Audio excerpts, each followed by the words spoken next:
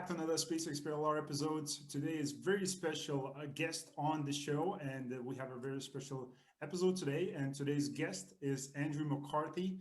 He's an astrophotographer who's exploring the universe from the backyard in Sacramento, that's in California. So, guys, I mean, there's a lot when it comes to this man's personal work, and you have to check it out. You should go to the Instagram. I think it's one of the best places, cosmic underscore backgrounds. And that link with the rest of the links for the social media and the websites is going to be included in the show notes. So make sure you go and check it out because his work is pretty incredible. So, Andrew, for you personally, want to make just want to say thank you for joining me today. Really, really appreciate it. It's my pleasure. Thanks for giving me the opportunity to come on and talk. Thank you, thank you. So it's my pleasure as well because I mean, like I do recommend for a lot of people who are watching or listening to this episode, get in contact with people with, especially with astrophotographers, just like Andrew, through social media because these people are accessible. And again, the last time when we had the conversation, this man is busy, so he was like, "Look, I don't have the time for now to make this happen." And but you can have the conversations, ask questions. Make sure that you go and ask questions after the interview is over about the equipment, post-processing, processing, buying equipment, any questions that you have, make sure to get in contact with Andrew. So what about what about your personal background, Andrew? Can you tell us a story? How did you get involved with astrophotography and where did it all started for you? We started when I was a little kid, looking through my dad's telescope at the planets. It was actually this telescope right here that's sitting behind me. Um, he had it pointed at Jupiter and Saturn, and seeing these planets as a little kid just blew my mind. And just knowing that there's these incredible worlds up there above us all the time. You walk outside and they're visible to your naked eye, but we tend to take it for granted. And it's obviously I grew up since then, became an adult, got a normal boring job. And one day on a whim I thought, what, I was looking back fondly on that memory. I said, what if I were to recreate that experience for myself, because I'm sure I can afford a telescope. I can probably go find one. So I picked up a Dobsonian telescope, very, very basic telescope, but they're big. So it enabled me to set it up in my backyard and point it at some of the bright points of light that I thought might be planets. And I was right, they were planets. Jupiter and Saturn happened in my backyard that night. This was about 3 years ago, summer of 2017, right before the big Great American Eclipse. And of course, immediately my mind was blown. I was like, wow, this is exactly the memory I remember as a kid. In the planets, just they looked so serene, just floating out there in nothingness. So of course I did what anybody in the 21st century would do that sees this, is I immediately try to take a picture with my cell phone. Just by holding it up to the eyepiece, try to get them in focus, snap a picture. It turned out terrible, nothing like what my eyes were seeing, and there's a lot of reasons for that. I can get into the science of cameras and that kind of stuff, but don't want to go too far down that rabbit hole if nobody's interested in that. But I started asking myself, like, how can I show other people what my eyes are seeing, because it's so mind-blowing to me that I'm sure that other people would be just as excited as I was. So I made it a bit of a personal mission to try to share the experiences that I was getting by looking through the telescope. And I also, of course, around that time was discovering some deep space objects. I didn't have any kind of knowledge about the sky yet. I didn't know where anything was. I didn't know what the constellations were. I learned it by literally just sitting in my backyard with my telescope and pointing all across the sky. I would sweep the sky back and forth until I saw something interesting. One of the things that I found was what appeared to be a fuzzy blob around 4 really close stars. And I got really excited when I found it. I didn't know what it was.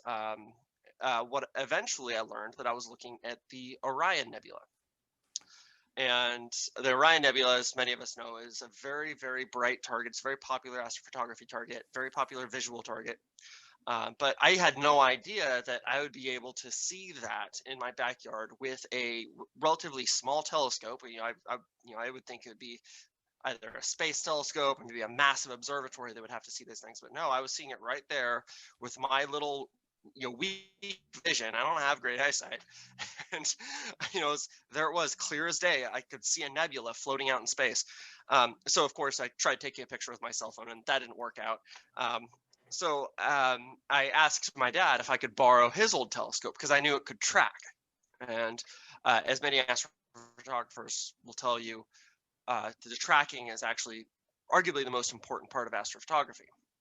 Once I borrowed that telescope from my dad, I stuck this old digital camera on it, and I actually have it next to me, so I'll use it as a prop. This is the first digital Rebel. It came out in like 2007. So very old camera, very old digital camera. But I stuck it on the end of this telescope, which was tracking. I didn't have it like aligned right or anything like that. But once I had it attached, I went ahead and did like a 30-second just to see what would happen if I did a long exposure pointed at that nebula. Now, keep in mind, the nebula to your eyes in a telescope really looks like a gray blob. So, anybody that's done visual astronomy, you've got to have low expectations when it comes to looking at deep space objects. It's not because the objects aren't fascinating. It's because our eyes are very limited. Our eyes are subject to activating the rods and cones in your eyes as photons strike them. And, depending on how bright a target is, you actually can't see color if it's a dim object. So I didn't know that. So when I took the picture and it popped up on the back, this little tiny LCD screen on my camera, I was absolutely blown away. It was the most colorful thing I'd ever seen in my life. Blues and reds and pinks, and it was just filled with stars. And in that moment, I was just hooked. I was like, oh my God, this is the most amazing thing ever. I'm sitting here in my backyard in Sacramento, which is horrible light pollution. I'm right next to a stadium, and I've got a nebula sitting in my DSLR from 2007. I was able to do that with this piece of junk and arguably a nice telescope, but a very old telescope. So from there, it was about trying to take the best photos I possibly could. And there was a lot of things that went into that. I immediately began doing a lot of research, and I studied various astrophotography communities. And that's where I discovered that there's people that went down the same path as me, discovered that they can take these photos from their yards, and they have completely consumed themselves with it. And they're taking incredible photos. And they're doing it from light polluted cities. They're taking pictures of galaxies, nebulas, you name it. So I was determined to get to that point that I saw amateurs were at. Well, there it is in a nutshell. That's how I got to where I am. But that's really my story, and it's as I talk to other astrophotographers, a lot of them echo that story. We all follow a very similar path. Exactly. And I think a lot of people will do after this episode, because my personal encouragement is for the people to get started. So today we're going to cover a little bit of a pieces, kind of 10,000 feet overview. What does it take to get started in astrophotography? But again, just have those conversations with the people in the community, with Andrew himself and with the other people on Instagram. It's a very friendly community, and you can have those conversations.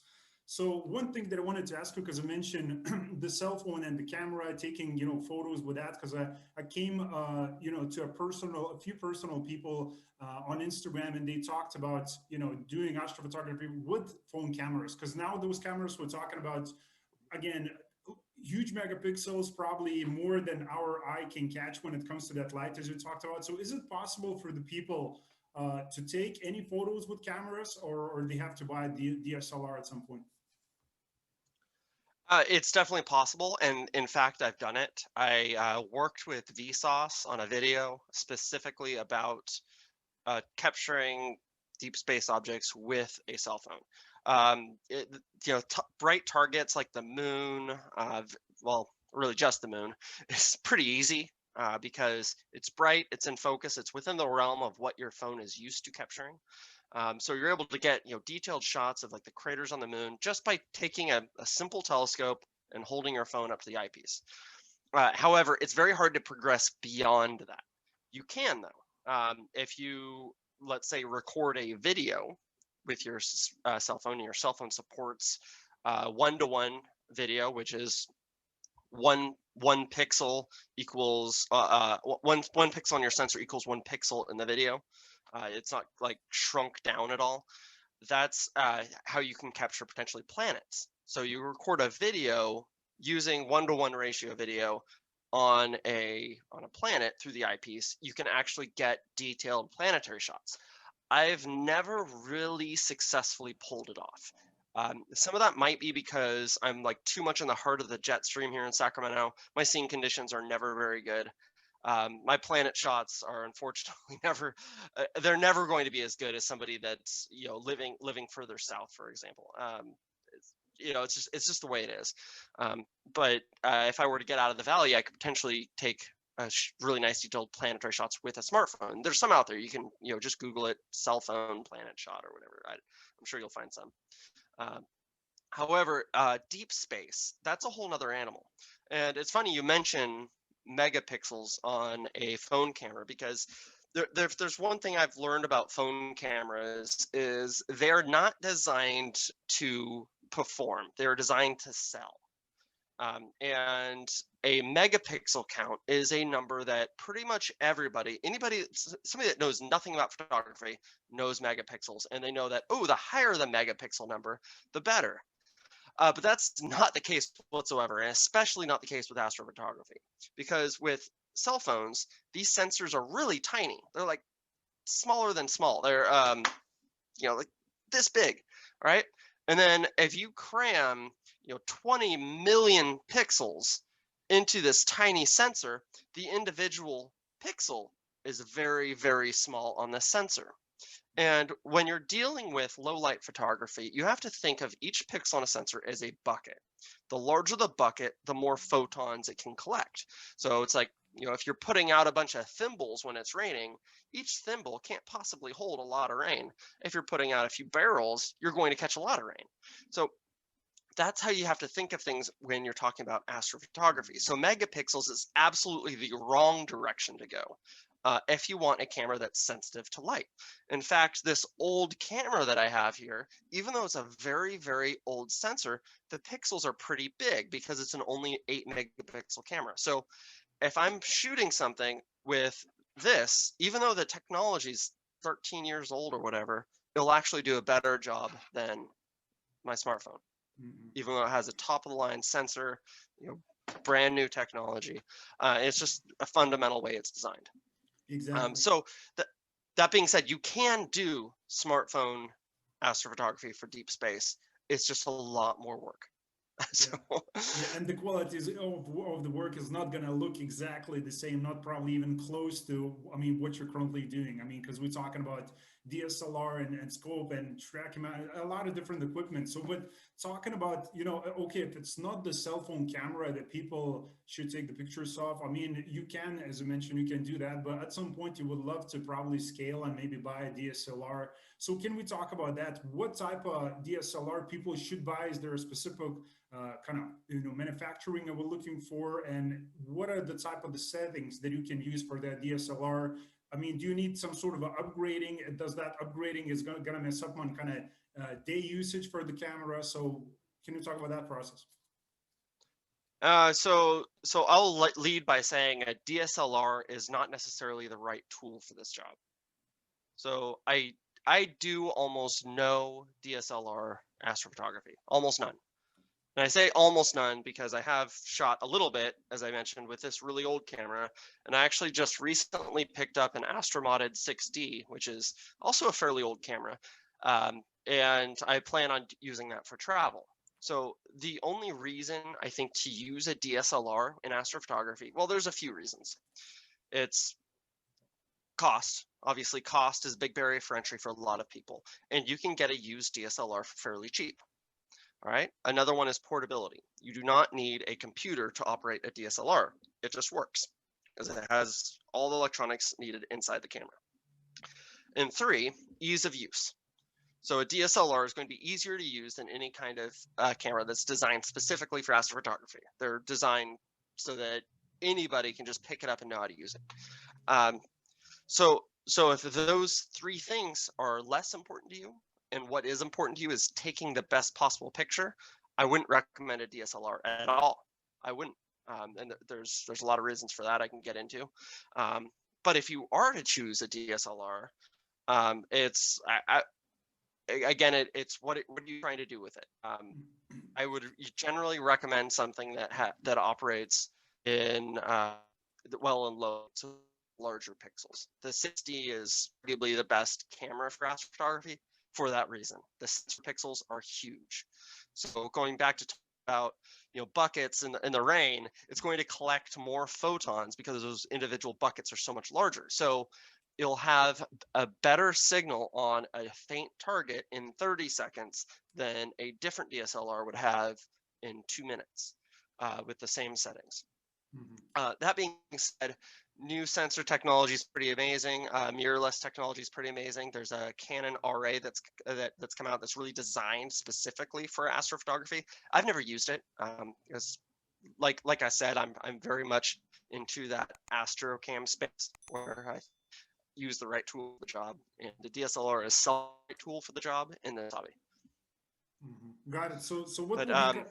So I wanted to ask you, what would be kind of the price difference? So if we're going to talk in again, buying a DSLR because you mentioned it's going to be cheaper, and buying like 6D, So what price points are we talking? Like how much expensive is it?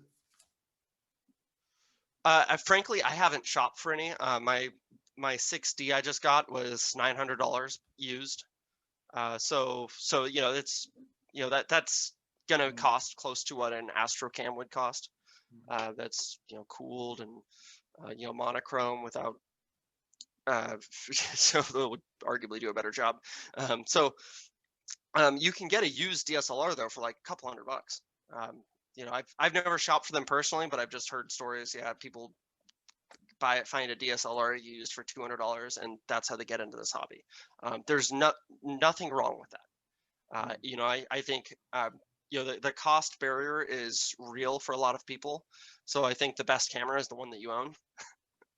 So if you have only $200 spent on a DSLR, just make sure that whatever camera you're getting supports RAW photos, has complete manual control, is compatible with an intervalometer, and you can replace the lens on it. It has a removable lens system. So long as it has those things, you can do really good astrophotography with it. So it doesn't really matter how cheap you go with it. You can get a really old one. This camera is probably only worth like $50 now. You could probably go find one for $50. I wouldn't be surprised. And it can do astrophotography. That is awesome. That is awesome. So all the equipment still works, right? So there is no point of you going and chasing another shiny object that they you see the commercial on YouTube or somewhere on social media. It's like, I have to go and get it. Like you can buy a cheaper, equipment and still can use it. So we're talking about those filters that you mentioned. So again, coming back to the question, like how much do I need to upgrade my, camera? Let's say that I have right now, and is that upgrading is going to mess up my day kind of usage as well? Would I be able to take photos still at the same time? Like if I do, photography on a day-to-day basis, or that's going to be it? Yeah, so an astromodded DSLR has the internal infrared and UV cut filters removed. So it becomes more sensitive to that faint near infrared signal that's put off by emission nebula. And without that, every image is going to now have a red bias to it. So if you were to go take a picture of your white van outside, it would look pink with an astromodded DSLR. So no, it's essentially not going to be good for it unless you're willing to put in the work to correct the color balancing. So if you are okay with that, if you would use a camera primarily for astrophotography, and maybe you'd want to shoot some landscapes or something, you can do it. Just know that you're going to have to now manually color balances those images to get accurate colors in your shots. There are filters you can buy that correct this, that you can put on the end of your camera. I've never used them, but that's one way people have done this. They've modified their camera, then gotten an external filter where they're now blocking that extra IR signal, so their colors look more natural. So I don't do any kind of photography that would require correcting that, so I haven't bothered. Got it. So and besides, everybody's got a cell phone, right? Exactly. So what about let's say, because somebody will take a route of, let's say, I don't want to buy a telescope. I'm just going to use a DSLR. So what are the components they will need to shoot objects in the sky? And again, what type of objects are we talking about? Are these DSLR capable of handling, let's say, taking photos of nebula, planetary, moon? Can you do, like, what can you do with just a, let's say, DSLR? And what other equipment pieces do you need to make sure that you can take these photos? So a DSLR can do absolutely everything from like a camera standpoint. So the upgrade of equipment doesn't necessarily open up, um, doesn't really change the targets that you can shoot. What it does is it makes shooting the targets easier and possible in less time with less editing. Um, because a very very cheap DSLR can still like shoot planets, for example, just so long as you have that video mode. And even without that video mode, you can lock up the mirror, because you don't want that mirror to be shaking while you're taking photos of faint things and a lot of individual pictures, and then using the imaging resolve a planet. Now that planet will probably never be as sharp as somebody that's using a specific camera for it, an actual astroplanetary camera. And a lot of reasons for that we can get into, but my point is it can do it, and it's about how hard do you want to work for that image. Now with a regular DSLR can take photos of emission nebula. It doesn't have to be modified. However, your emission nebula are going to actually be colored incorrectly because it's cutting out more of the hydrogen alpha signal that's abundant in nebulas, and you see more of shorter emission lines. So things like oxygen are going to be burning brighter than hydrogen. And so the nebula will actually look blue when it is in fact red. So your color bouncing is actually wrong if you don't modify your camera to let in more of that signal. And that can also present some challenges of processing because the signals that should be the strongest are now very faint, and it can make a challenge in processing those images. So you'd still want to modify your camera if you really want to do a proper job. However, like I said, you can still get the great images with a DSLR that's straight out of the package. I could go take this camera just like it is and shoot nebulas today if I wanted to, even though I've never modified it. Yeah. So, and how is that going to look like? I mean, are you going to hold it with your hands? I mean, do you need some sort of a mount and a star tracker? Can you talk about those additional pieces that somebody needs to shoot the nebula? You actually don't need any of that. So, I go back to the mantra of there's really the bare minimum you need is a camera. Everything else on top of it just makes it easy. I have set my camera on a rock to take a photo of nebulas before. You set it on a rock, you press the timer, and you walk away from your camera, make sure it doesn't shake, and you snap it, and then you look in the field of view. Of course, I had a telephoto lens. This is a telephoto lens attached to this camera, and I was able to shoot the Orion Nebula that way. Just because it was bright enough to show up, even though I used a very short exposure, I think I used a 2-second exposure, I still had stars streaking. There's still like some oval stars in there, but I was able to shoot the nebula. And there's a lot of people that do untracked astrophotography, where they maybe put their camera on a tripod, shoot the target, adjust just a little bit to compensate for how it drifted, shoot again, shoot again, shoot again. And by shooting hundreds of pictures that way, they're able to stack them all together in software and resolve an image as if they were using a tracker. That is the biggest pain in the butt. And the file sizes get huge because you're using so many images to get to your final image. We haven't really talked about image stacking yet, but obviously that's an integral part of any kind of deep space photography. So that's where the tracker comes into play. Again, it's about making your life easier. So you don't have to do that. You put your camera on a tracker on a good sturdy tripod, and it's now guiding that object, whatever the object happens to be.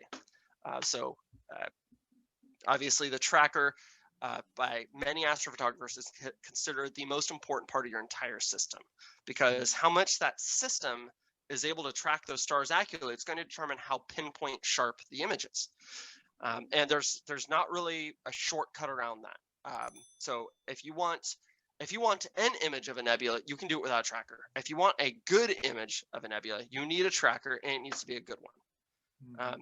And you need to make sure that your system, whatever it is, whether it's a camera, whether it's a camera attached to a telescope, you make sure that tracker and the tripod can support it, and the whole thing doesn't budge, doesn't move at all, and the whole thing's well aligned. Otherwise, you'll still get nasty looking stars.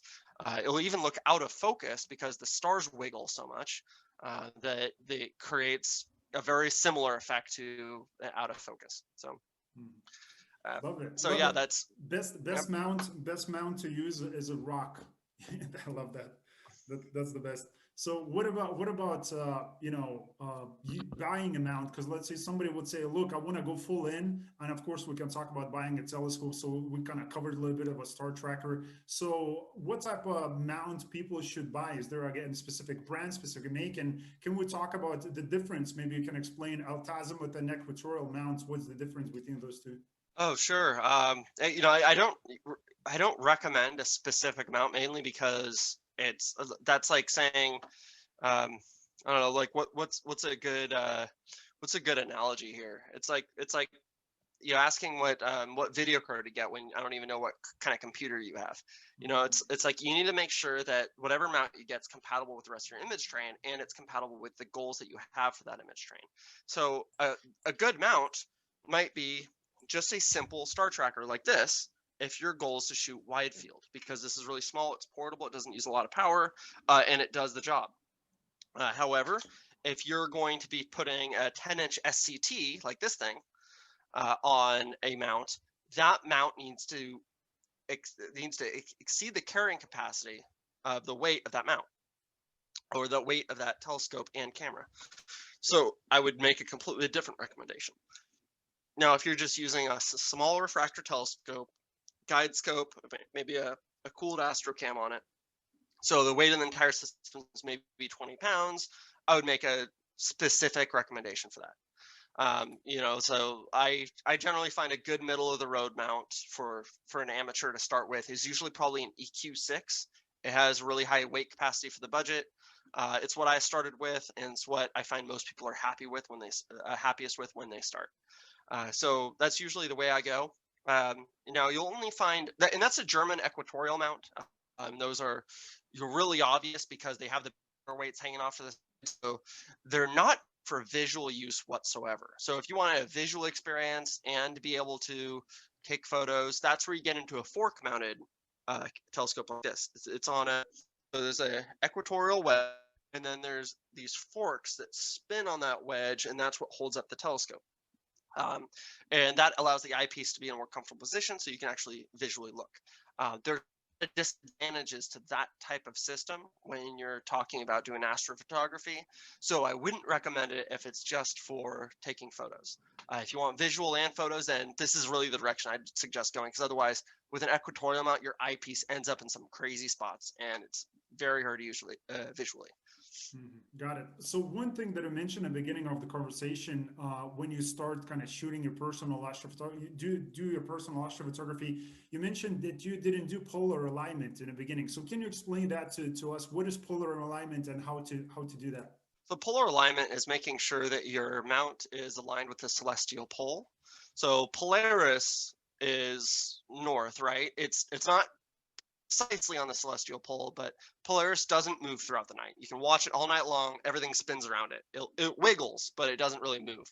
And for that reason, it's a very easy target for polar alignment. And so if I were to loosen the clutches on the scope and spin it, I'd make sure that those forks are spinning pointing towards Polaris. And the same thing with an equatorial mount, which I don't have here to show you, but I guess I have this little guy. I mean, this is like a rudimentary equatorial mount. So this actually has a polar telescope in it. So I'd look up through this and make sure that Polaris is centered in the viewfinder. And that would give me a good polar alignment. If you don't do a good polar alignment, your stars will drift. Even though the system's tracking, your stars will still move around. You're not going to get a nice sharp image. Got it. So what about those filters that you mentioned before? Because we as people, and again, I spoke with multiple, astrophotographers on the podcast before, so everybody kind of gives their own personal advice of tackling, light pollution. Because most of us are stuck in the cities, so we have a light pollution problem. Let's say below to 5, 6, and like we have people at 9 living in London, but they still accomplish like a lot of great work. So can you talk about, and again, you living in California in very light, heavy polluted area, how do you tackle this kind of light pollution problem? So there's only really a couple ways to do it. One of them is, of course, is driving to dark skies, which I do. I do that quite often, actually. Well, not this year because of the pandemic, but in previous years, I would get out every chance I could. Um, the other way you can get rid of it is through filters. And narrowband imaging gets tossed around a lot by amateur astrophotographers. Mhm. When you shoot using narrowband filters, you are getting rid of everything else but specific emission lines. The emission lines being the wavelength of light that's put out by a specific burning element. And we know the composition of many nebulae. So we're able to say, all right, let's only look at the emission lines that hydrogen is putting out and get rid of everything else. Because it's not like there's hydrogen burning in my neighborhood. There are LED lamps burning in my neighborhood that put off full spectrum light. So I'm able to block out like 90% of light pollution, not all of it, because if it's full spectrum, it's going to leak in even in the hydrogen alpha channel. Mm. But I'm able to block out most of it, so it's almost like I'm shooting in very dark skies. So there's disadvantages to shooting in narrowband, though. One, it really only applies to specific types of nebula, and that's it. I can't shoot galaxies really in narrowband. I've actually done that, but you can't really shoot them in narrowband. And you can't, there isn't really a way to get natural colored stars that way properly. So your stars will always be the wrong colors. And this is also creating what's known as a false color image in astrophotography, because because the way you're shooting is not going to align to RGB perfectly. And RGB is, of course, how computers assemble a color image, right? You have a red channel, green channel, blue channel. I'm shooting those channels, but I'm shooting them with filters that aren't necessarily red, blue, and green. So I end up with colors that are just a little bit off, and that's why it's known as false color. You can shoot in true color, but you really don't want to use any kind of narrowband filters for those. The reason is stars, galaxies, reflection nebulae, those types of things are putting out the same broad spectrum light as any kind of light pollution I would have in a city. So the LED lamps that are burning in my neighborhood on the stadium right over here, they put out the same exact kind of light as the galaxy that's 5 million light years away. So anything that I had that would filter out that light would also dim the galaxy. So there's nothing I can do to filter that out. However, through acquisition time, I can get rid of the light pollution, because something that's not commonly understood about light pollution is it doesn't obscure the signal really. It doesn't cover it up. It adds to it. So it's like if I were to point one flashlight at you and then two flashlights at you, it's harder to see that first flashlight, but overall the signal got brighter. So we know that it's the second flashlight really only just added brightness to the scene. So if we're able to subtract that brightness, we can get just back to the one flashlight. And that's kind of what I'm doing. It's a very, very like simplified explanation for it. But through software techniques, I'm able to remove the light pollution that came in, but it can only be done with a lot of acquisition time on the target. So I'm talking like 30, 40, 50 hours on shooting a galaxy, and then using software to go in, look at the image and say, there's this nasty gradient that comes across because there's a light pollution source over here, and I can get rid of the gradient. And then all I'm left with is the nice galaxy image that I've been shooting. It's just more difficult. It's much easier instead to just drive a couple hours away, spend 2 hours shooting the image, and then drive back. So that's what I choose to do when I shoot that way. Got it. Got it. Got it. Okay, that's a really great advice. So thanks for that. So what about this? As you mentioned, getting rid of this light pollution through post processing and editing. And can you talk about stretching? And again, going into a little bit more detail how it can be done. I mean, what type of software are you talking about? Is it PixInsight, Photoshop, and how hard is that for the people who are beginners? And maybe you can give it advice. What type of software will be good for the beginners?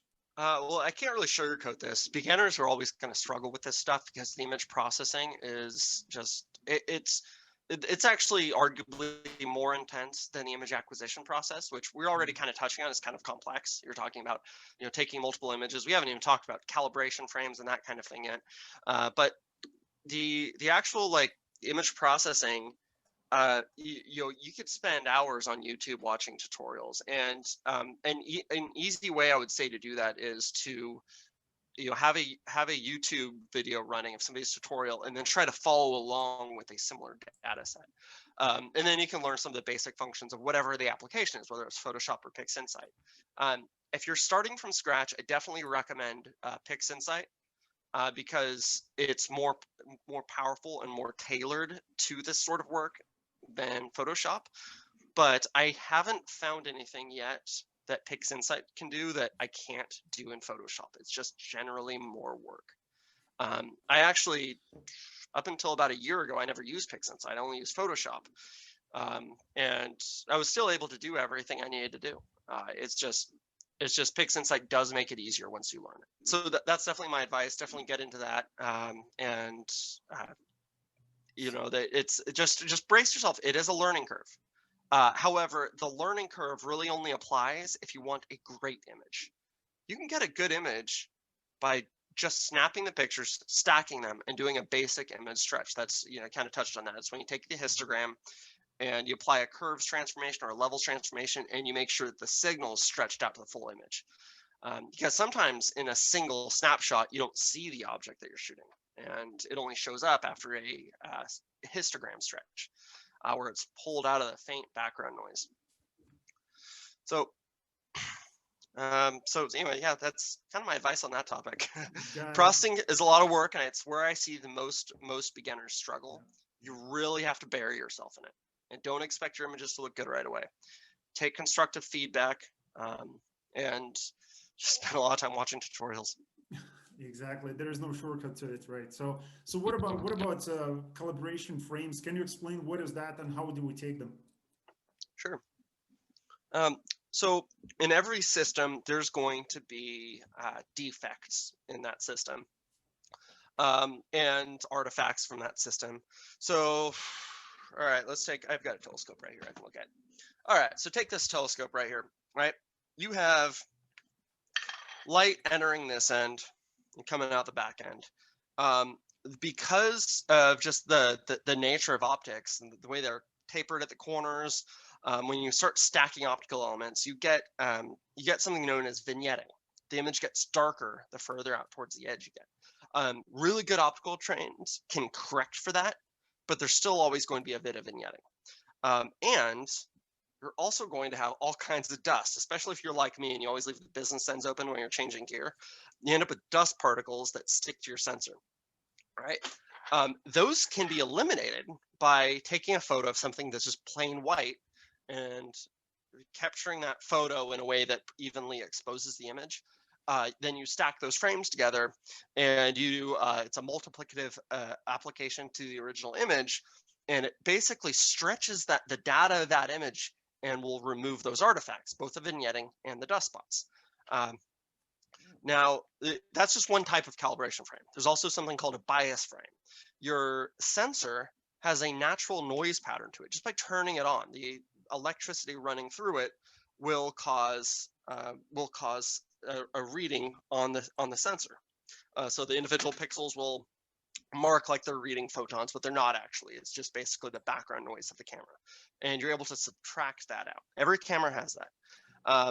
And then if you look at your 2-minute long exposure, your 5-minute long exposure, you start to see a different kind of noise pattern surface.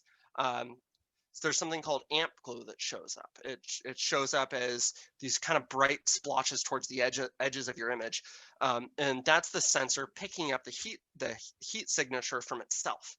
And then you have things like dead pixels and hot pixels, where some pixels will work and some pixels won't. The hot pixels, if you're on a color camera, show up as like bright red, green, or blue, completely saturated pixels.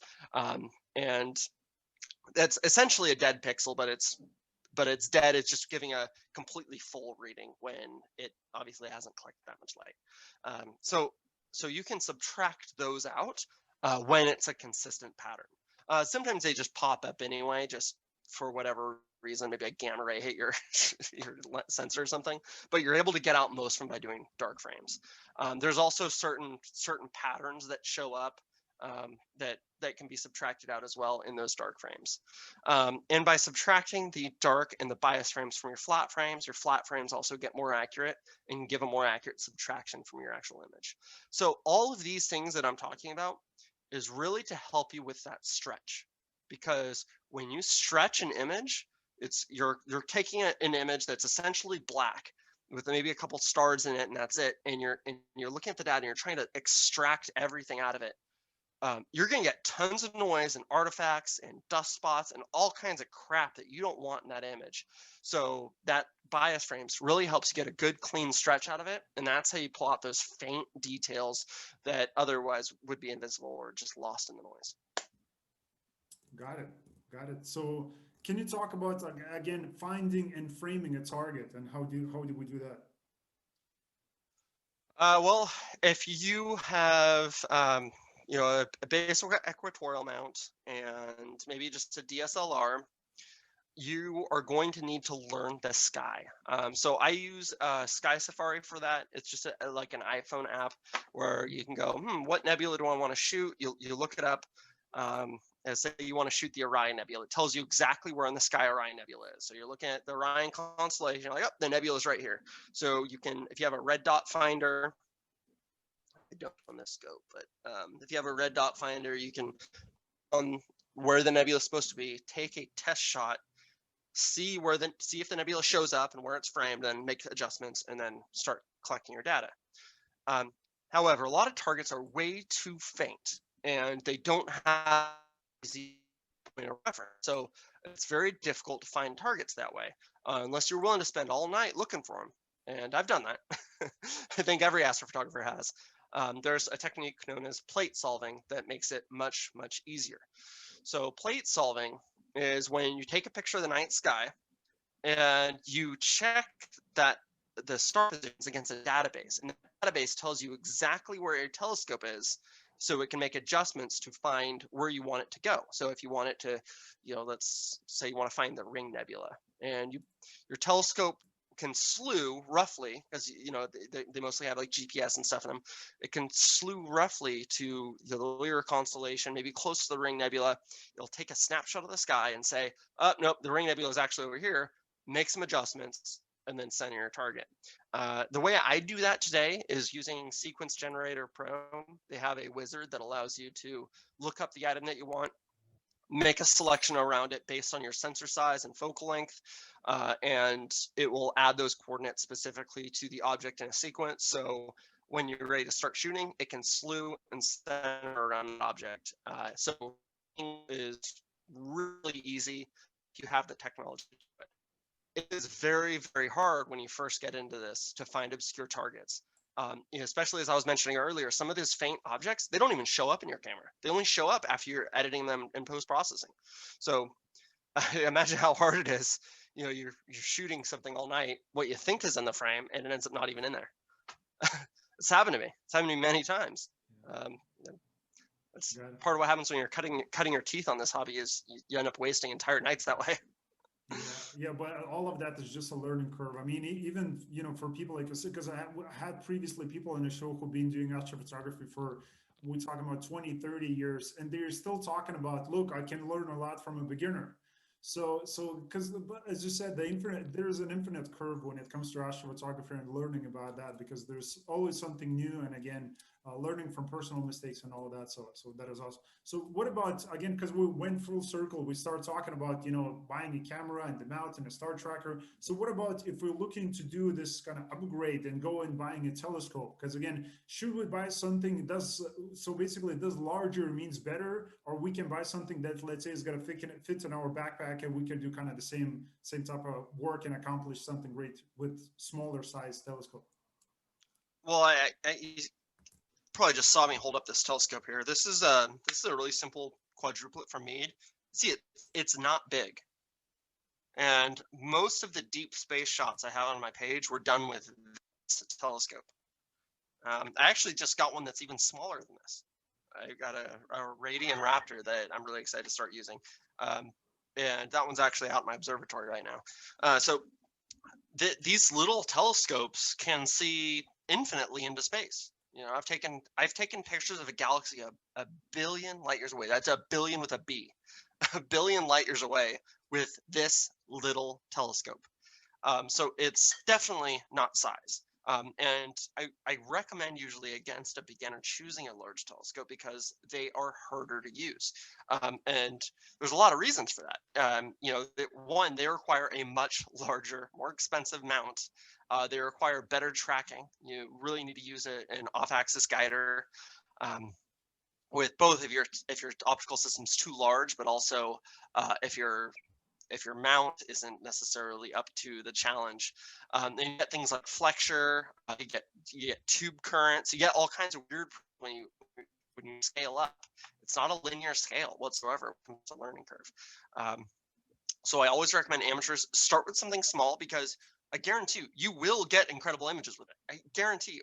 But as far as like when it comes to optics, like really, it's a tough learning curve because it's really easy to, I think, read a product description and be like, oh, I'm sold. That seems like an amazing deal when you don't know how it works. And optics are kind of a challenge. There's a lot of things to consider. It's focal length, it's focal ratio, which I would argue focal ratio is one of the most important features, but not the most important. And you've got color correction elements.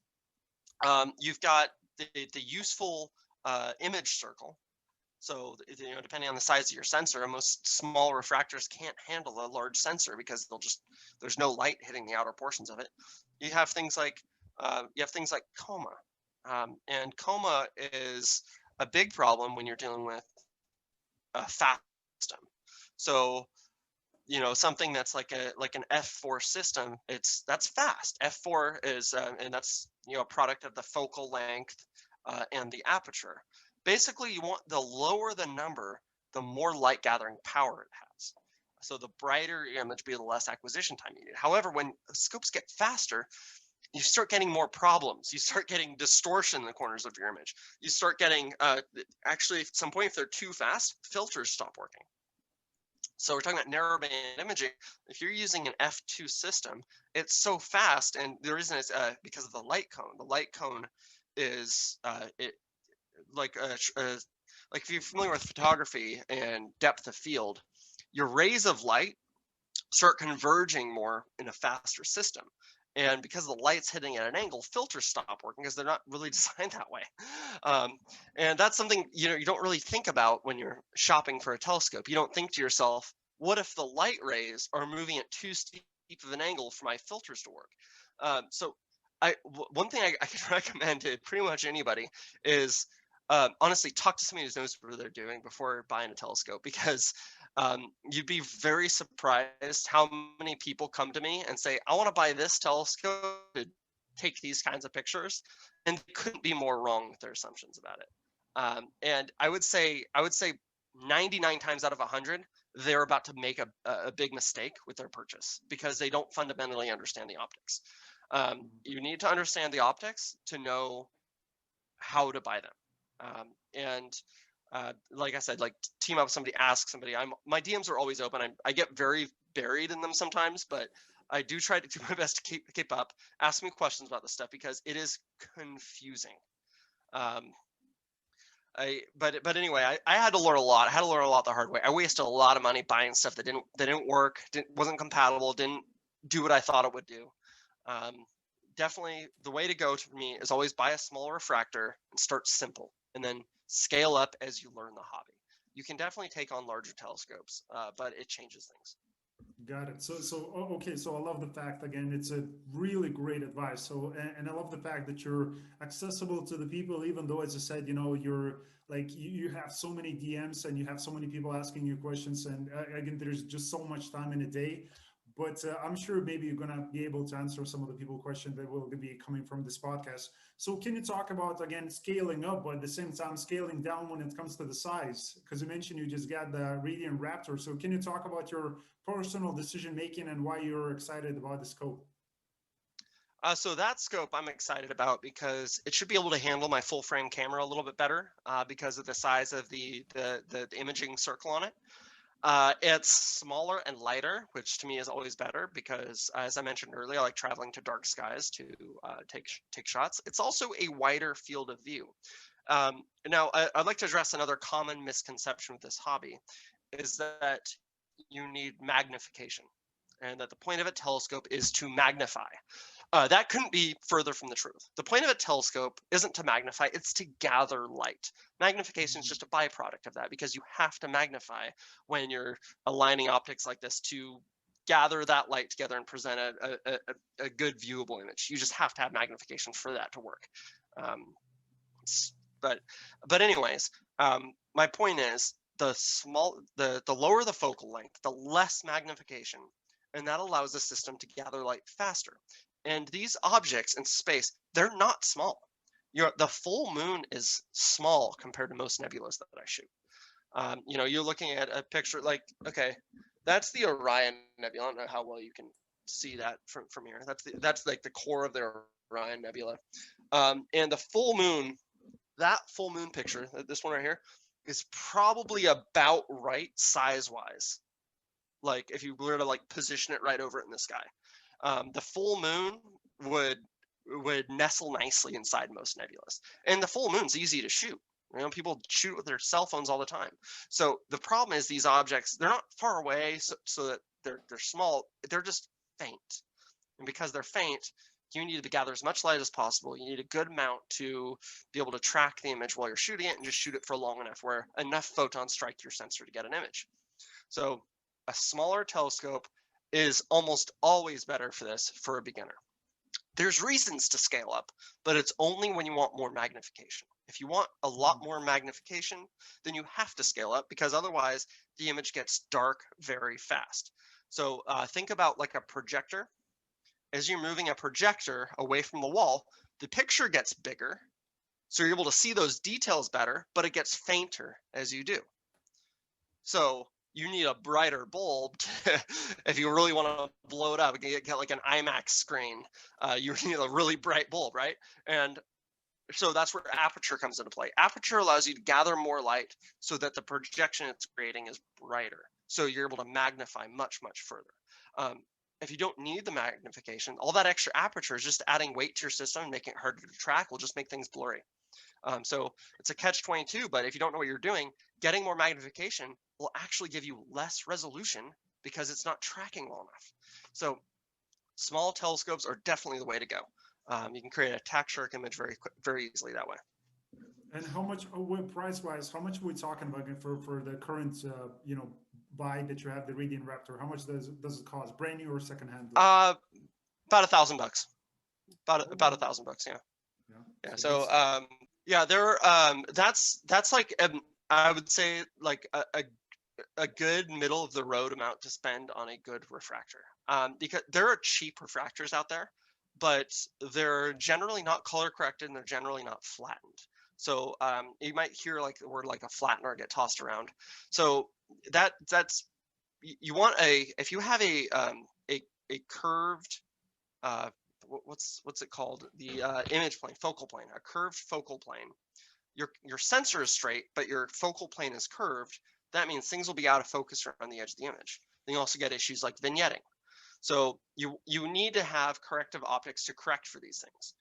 There's also if you're shooting in color, you need color corrective optics. So like a doublet, for example, doesn't necessarily correct for certain colors. It usually doesn't correct for red. So you end up with stars that have these like gross magenta colors to them, and they have to be corrected in processing, if they can be corrected at all. So because we're shooting stars that tend to that show up really obviously when their spectrums start to split, optics really easily show that aberration, and you need to have apochromatic optics that correct for that. So yeah, it can get expensive quickly when you're dealing with optics, but there's always a reason for that. Things aren't arbitrarily priced the way they are because of brand or anything like that. It usually has something to do with the design. And that's where knowledge of optics comes into play, so you're sure not to waste your money. Because you can do a lot with a doublet refractor, but will it have as sharp, clean as an image as a quadruplet or as a triplet with a built-in flattener? No, not. Okay. So what about making a decision? Because guys, when you're gonna go to Andrew's Instagram, you're gonna see a lot of great photographs. I mean, a lot of those are it's just unbelievable. So I think if you just DM him personally, because I'm not sure if he's gonna be telling his own personal secrets, how he makes those images happen. Maybe he again he puts in. I'm sure you have a ton of hours into mastering this craft. Which, by the way, when you look at these images, it looks like a mastery because you go to other people Instagram accounts, and I'm not saying you because you're in a podcast, but I'm saying like it stands out because I mean once you put in the time and effort and you know what you're doing with the equipment, what type of equipment you should buy. So again, everything that you mentioned today is super important for the people when they get started, because what you said, like the questions that I'm asking you, I'm kind of expecting the answer should come out in a way that I heard before, but the way you say it, it's a completely different answer. And maybe that's because of you give a completely different answer. Your work is completely different from everybody else's, which is great because it's awesome. So, but when it comes to shooting all these images, I mean, what about making a decision of what to shoot? Because on your personal Instagram, you can see some planetary, images, nebulas, galaxies. I mean, a lot of different stuff, moon. So, but for the beginner, what would you recommend? I do understand it's a personal choice, but how do you go about making that decision? Well, I shoot the moon almost every night anyway, just because there's not much else to do when my humidity is really high, my light pollution's bad, and it tends to be what my audience likes the most. And it's kind of how I made my name for myself, was by shooting these really high resolution moon shots. So the moon is somewhat arbitrary. I'm gonna be shooting that regardless. However, when I set up my deep space rig and I'm shooting, I always try to go after a new target that I haven't shot before, or if I feel like I haven't done a target justice, I'll do it again. So there's really too much rhyme or reason for this. It's just whatever I'm feeling at the time, and what I'm capable of doing with my current imaging setup. I have a lot of equipment, and some of it's more suited for some things than others. For example, planetary nebulas are best shot with longer focal lengths. So when I have my longer focal length setup, I might shoot a planetary nebula because their angular size is generally very small. However, nebulas, their angular size is generally very big. Emission nebulas, rather. So if I have a telescope like this or that Radian Raptor, I'm going to be shooting probably more emission nebulas. And then maybe some of the larger galaxies like Triangulum or Andromeda, those are large from our perspective. Other galaxies, for the most part, are very small from our perspective. So you probably want a longer focal length to chase some of those.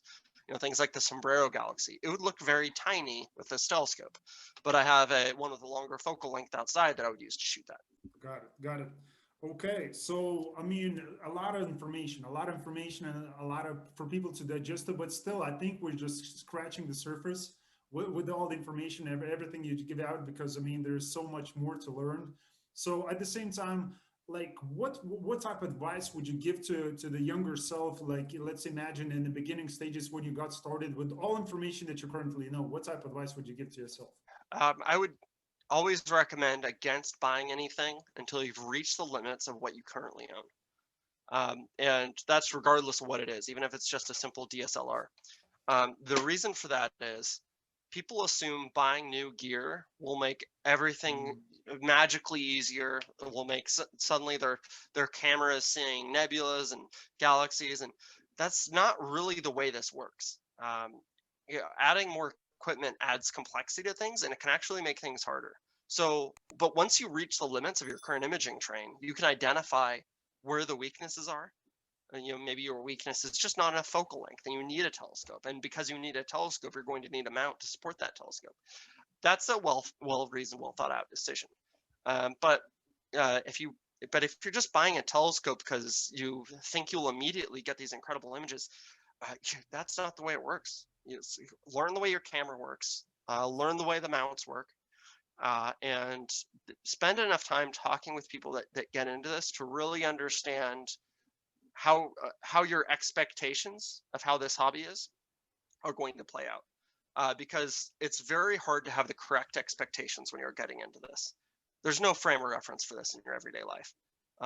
Regular photography rules do not apply to astrophotography. What you've seen and heard or read about in movies about space, none of those things are necessarily going to give you the right background for this. It's really just getting your hands dirty that helps. So spend as much time learning as you can. Talk to the people who have done it for a while. And set yourself up to where you're not about to waste money and get frustrated, because it is frustrating if you spend a lot of money on gear and you don't get the results you were expecting. That is really good advice. That's a really good advice. I don't think anybody gave that advice previously to yourself, because squeezing everything that you possibly can with the equipment that you have, even though like it could be a couple $100 equipment, and you're thinking about, no, no, no, I need to upgrade because look at all these people running their equipments, it costs thousands of dollars or euros, and you're thinking about that's going to be my solution. That's really great advice right there.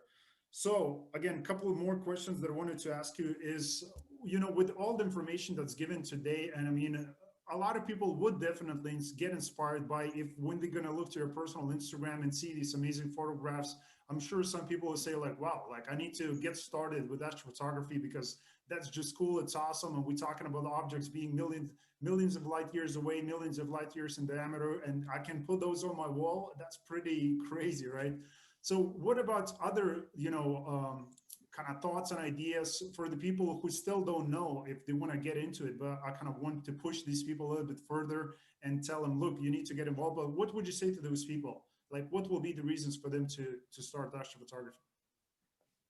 Well, I think it's more about, are you content seeing the work of others to learn about this stuff, or do you want to experience it firsthand? Hmm. And ask yourself that question. If you really want to experience firsthand what space is all about, what space is like, and you really explore it personally, then get into this. It's exciting stuff. I'm able to see the whole universe without leaving my backyard. That's pretty cool.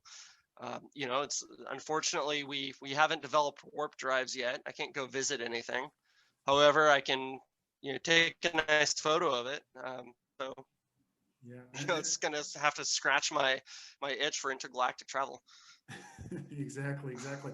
Look, and you're sharing your work with a lot of people, which I think, and that's what I wanted to have you on the show, because your personal knowledge on astrophotography is tremendous, because you're putting a time and effort to educate yourself. Because everybody who start fresh, they start fresh, right? Like maybe they have some photography background, but as you said, it doesn't do anything to you. Maybe you look at things different, but that's pretty much it. Everybody starts from kind of this 0 point from the ground up.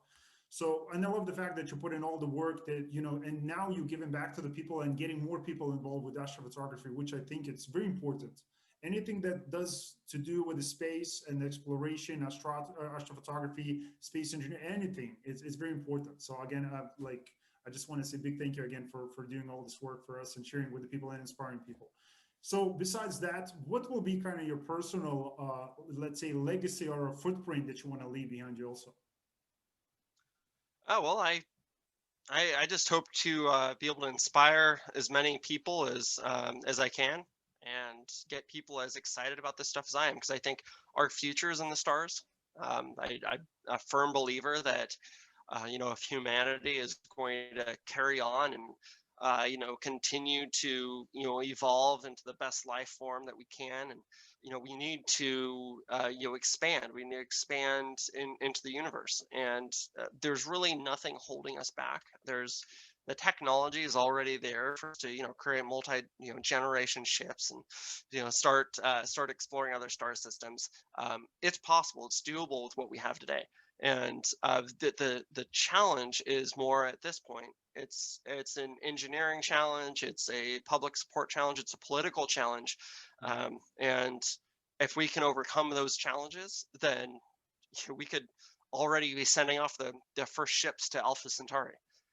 And it takes, I think, enough people that are really passionate about this to drive that Mhm. change. Exactly, tipping point.